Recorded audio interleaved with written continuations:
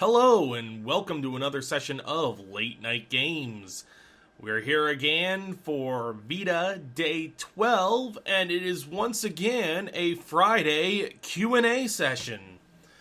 I got a few questions left over from last week, as well as some from this week that have come in that we're going to be going through today for you guys, folks. But rather than get with long introductions, let's just jump right in. So our first question is from James Duffy on Facebook. And he asks, if you could be a hero or heroine from any game, who would it be and why? That's a good question, because a lot of the heroes and heroines in games all have something in common, which is they're unbelievably strong, they have great courage. Every hero or heroine is designed to be something we want to aspire to be, something we want to be like. Something we want to achieve, something better than ourselves, which is one of the great appeals of heroes and heroines. If I had to pick a particular hero or heroine, however, to be like, I would choose Ryu Hayabusa from the Ninja Gaiden series, and also from the Dead or Alive series. And the only reason why I would want to be Ryu Hayabusa over all the other heroes and heroines, he's a bloody ninja.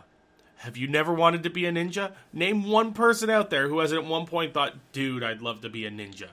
Ninjas are the rule of cool. They are awesome. And if I'm going to be a character from a video game, it's going to be the most badass Ryu Hayabusa. Well, however you pronounce his last name. A close second would be Solid Snake, just because Solid Snake is a complete total badass, but I don't think I could pull off the whole gruff smoker gunslinger. I'd rather go with Ryu Hayabusa. Ninja Gaiden. I'm going to go with Ninja Gaiden. Next question is from Natasha Santamora on Facebook, who asks, if you could choose one game to become true in real life, which would it be? That's a toughie. Because I don't want the real world to go back to a day of Middle Ages. Honestly, as much as I may say to people, I was born in the wrong century, I so would love to live in the Middle Ages and whatnot, modern medicine and science is something that I'm rather fond of. I'm rather fond of technology, I'm fond of being alive, so I wouldn't want anything in the olden days to be the world. However, the question wasn't to change the time period, just to make the world real, so we'd have to go with a modern game for it to really have any benefit to us. And in the world of modern gaming, probably the most fun universe is a universe where anything can happen and wonder and adventures are abound. And to do that, really, the best thing to do would go into a comic universe. So any of the, well, no, I was going to say DC Universe games, such as DC Universe Online, but yeah, everyone's got superpowers and there's way more superheroes and supervillains, but it's also a world of crime and torment, so that wouldn't be much fun, actually. You know what? The world of Katamari Damacy. Because as strange as that game was, and yes, there's the chance of the entire planet being rolled into a giant ball and thrown into space, if you look at any of those people, they were happy. Those people looked really joyous, really jovial. They looked like they were having a grand old time. And I want to have a grand old time. That, or I'd also like one of the vampire games to be up and running, because the Vampire the Masquerade Bloodlines to be real, just because while vampires are scary, they're also damn cool. And also an honorable mention, of course, is any game with a zombie apocalypse, because as much as it's terrifying and no one really wants a zombie apocalypse, we all know we've dreamed about what we would do in the event of one. So any zombie apocalypse game, preferably the zombies from Dead Rising, because they're a little more slow and shambly, and you can throw things on their head like cones and they don't care. The Left 4 Dead zombies are a little too vicious for my liking. I don't want to have things spitting on me, and if witches were real, I just curl into a corner and die. They're just done, no more, just gone. The next question comes from YouTube user Samilton Gamers, who asks, what is your opinion on EA being voted the worst company in America over other companies like Exxon, who had massive oil spills and did almost nothing about it, and Bank of America and their banking tactics that ruined so many lives? my opinion on EA actually being the worst company in America in those cases is that it can't possibly be. Yes, EA is horrible at some of the things they do. Yes, they use shady business tactics. Yes, they put the consumer last in their pockets first. They do a whole bunch of horrible things that corporations all over the world do. However, to say that they as a company are worse than Exxon, who destroys our world, or Bank of America, whose bailouts and mortgage foreclosures ended up ruining the lives of thousands of people, and saying that those are less important than a video game needing to always be online or DRM costing money. I don't personally feel that the vote is accurate in the sense that the company has done worse for the planet.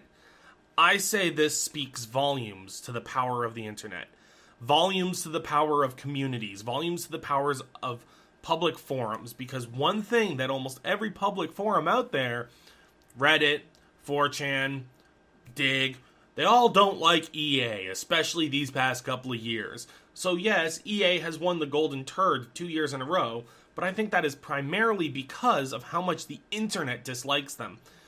The only thing that moves young people nowadays is the power of the internet. So when voting or when giving opinions on what companies you feel is better or worse, video game developers are going to be the ones that are voted on by the internet the most. Yeah, there are those of us out there. I mean, I know that many of you know how poor of a company Exxon is and how poor of a company Bank of America is with these recent hurdles that they've run into. But at the same time, Bank of America does do good for some people. For their own pocketbooks, does good. And Exxon does provide us with the crude oil that our modern society relies on.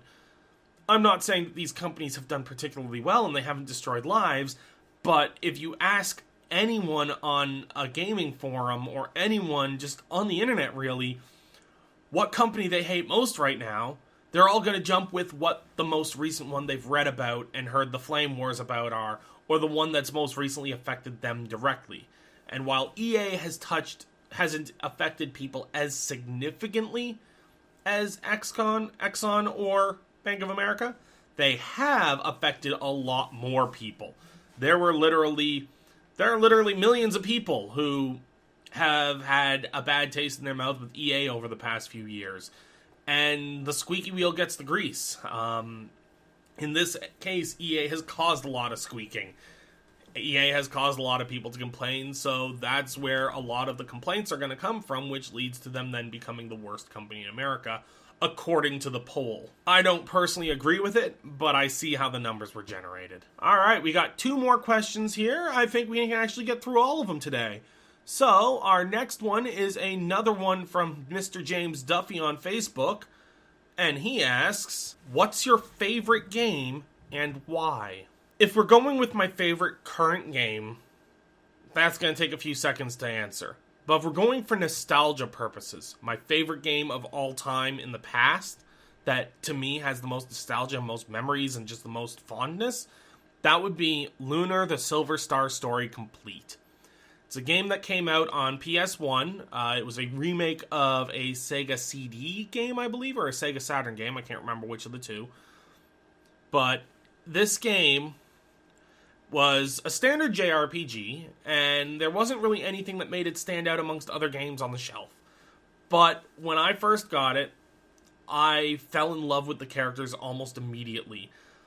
Growing up, I had a strong musical element in my childhood. I did a lot of playing music, various instruments. I loved music. And in Lunar: The Silver Star Story Complete, one of the main protagonists, who then becomes one of the main characters, Luna, is a vocalist. And in the very beginning of the game, the first time you're introduced to her, remember, this is back in the days of PlayStation 1, when this was still all fairly new. The first moment that your main character bumps into Luna, it switches to a cinematic. And the cinematic is beautifully animated cartoon, like it's a full-on anime. for the cutscenes. Beautifully animated, beautifully drawn, bright, vibrant colors, in which she is sitting in a spring just singing this sad, somber, but still peaceful song. There are waterfalls going in the distance, and there's birds tweeting, and she's doing her singing, and just as she finishes off the last law of her lyricless song that's just a whole row of laws, the main character, Alex, pulls out a sweet potato-style ocarina, which is similar to the one in Ocarina of Time, only it wasn't blue, and he starts playing a beautiful counter melody to her melody, and even talking about it right now, guys, I'm getting goosebumps and chills remembering just how much that one scene just struck me. It struck a chord with me so well, like, it resonated every fiber of my... Like, as I said, goosebumps right now, all over my body. I'm getting goosebumps. And the game, from that initial starting point that got me so attached to these characters with not even a word spoken between them, is why it was one of the first JRPGs that I managed to get straight through it in a single sitting. Now, sorry, not a single sitting, a single chunk of time. I find with a lot of JRPGs, I have a tendency to play, something else comes up, and I stop. And then I'll go back to it a few months later, and I will continue to play, get further. Something else in life comes up. New game comes out. I end up putting it down for a while. Then I go back to it, and I'll usually eventually finish it. But I don't do it all in one chunk. There's usually gaps of weeks or months, or sometimes years in between when I start it and when I finish it. With Lunar, the Silver Star story complete, I started it in the beginning of the summer vacation, and I just played it straight through. It took me about 3-4 weeks to beat, but I did not play anything else. No disc entered my PS1 that was not this game. This game, anytime I had the opportunity to game, this is what I wanted to play. I wanted it. I wanted it so badly. It also had a mechanic in it that at the time was relatively new, which is boss monsters scale to your level.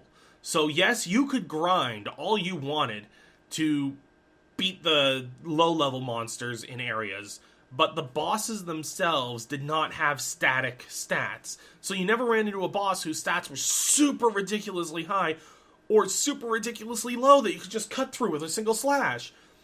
Their stats were an algorithm based on your stats. Their level was based on your level, so the bosses leveled up with you. The only advantage that grinding would have, or leveling up would have, is it would get you better equipment, and it would get you better skills. Like the first boss of the game in a port town before you end up leaving on the boat, and oh my god, the boat song. I love the boat song. But, anyways, at that boat that you end up fighting, there's one spell that's a heavy damage dealing spell that you don't get until like level 6 or 7, if I can recall correctly. It's been a long time. But if you go to fight him at level 5, like just before you get that skill, it's hard to kill him. But if you go just after you get that skill is just enough of an edge to let you beat him, even though his stats are going up with yours. So there was a benefit to grinding, and general area mobs also had static stats. So you could beat a boss going to the next level, and if you weren't high enough level, you could get wiped out by standard monsters in regular battles. But it made it so that none of the bosses were too easy, or to throw the controller on the wall hard where I now have to grind for 4 hours to be able to have a chance to beat them. And that's a mechanic of the game that I really enjoyed. And the last question from Natasha Saint Amour on Facebook once again. If all video and computer games were to be wiped off the face of the earth, except for one game and a platform to play it on, what would you save for the next generation to play? That is a damn good question. I have no idea what game I would pick. I would want something that inspires the imagination and captures the heart of what it is to be a gamer, but at the same time something that can be universally enjoyed. I wouldn't want to do something that has too much of a niche market, so I wouldn't do anything like Rock Band or DDR, because yes, they can be enjoyed by a larger group of people, but they're very specific and they don't capture what playing a video game is. I wouldn't go with any of the Final Fantasy games because as much as I love them and as much as JRPGs have great stories, they aren't really something that anyone can pick up and enjoy. The grinding in them is something that is a unique taste. I also wouldn't do any of the Pokemon games, being as they're all handheld. I don't think they can really be appreciated by everyone if it was left to the next generation. One that I may do would be Super Mario 64. The first time that Mario showed up in 3D, and still to this day holds up to the test of time. That might be one of the possible options I would choose. Honestly, if I had to pick one, a game that delivered to its audiences, forced you to think, forced you to use your mind, forced you to think outside the box, and at the same time was fun, was innovative, and anyone else could pick up and try to just grasp the concepts of, that which embodies what it is to be a gamer, and I only could choose one game, I would probably go with Portal. Portal was, at its time, a phenomenal achievement. Portal 2 was good as well, and Portal 2 had some new features and cooperative play, but really, the original stands alone. It stands the test of time. It's precision engineered. It's a masterpiece from the start of the game to the end of the game. There's I don't say this lightly, but I believe the execution was as close to perfect as a game could have gotten. And to consider that it wasn't meant to be as big as it was, this game just is perfect. And if I had to choose one to leave behind, that's the one I would leave. There are so many more that I'd consider. Shadow of the Colossus would be one that I'd consider. Super Mario 3, which in my opinion was probably the best of the original Super Marios. Super Metroid, because that game was just great. A lot of the Super Nintendo games were great. Also, some of the more recent Legend of Zelda A Link to the Past, or Legend of Zelda Wind Waker even, were two phenomenal Zelda games that did very well and I would want to leave behind. BioShock is another one. Not necessarily BioShock 2 or Infinite, as good as they are, the original is where that first mind fuck comes from. Would you kindly? Would you kindly? Like, these are all games that, if I could choose more than one, I would take with me. Chrono Trigger is another one. Chrono Trigger is probably hailed as one of the best JRPGs of all time. Or Earthbound. Earthbound's another great one. These are all great games that if I could leave for the next generation, I would. But if I had to choose just one, I would still have to go back to Portal. Well, guys, we were able to keep it a little shorter this time. We got through the rest of our questions. Thank you guys so much for all your questions. If you guys want to ask more, go ahead and leave them as a comment to this video, or you can send them to me on Twitter or on our Facebook page, which I'll put links off. Well, not links, but you can reach links down below, notations here on the side. Thanks for tuning in, though, guys. Make sure to check us out next week with all our other VEDA vlogs and our game releases, and we'll see you next time.